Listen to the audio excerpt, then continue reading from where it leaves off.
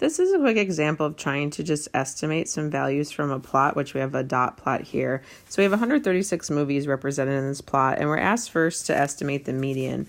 Remember, the median is the middle, so if we have 162 values, the median would be right around like the 68th, 69th value.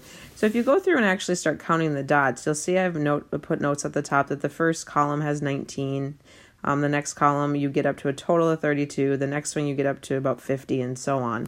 So if you're trying to get a feel for, and this is just an estimate where the median is, it ends up being in around the fifth column there. And so that is, if you look at the bottom, probably around 100, maybe around 80, because it is sort of a rough scale.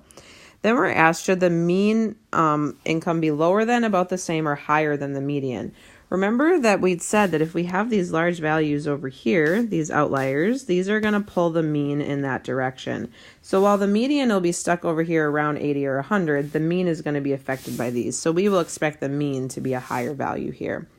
And then if we were to estimate the IQR, thinking of how we divide the data set into two sets of 68 up here, now we would want to split each of those in half, so we would split into chunks of 34. And we're really looking at this cutoff point and this cutoff point as what Q1 and Q3 would be. And the IQR would be the distance between those. So if you do the same sort of thing we did in A, and we try to sort of count where we have 34 observations from the left and right, you'll find these marks that you can see I have over here and over here.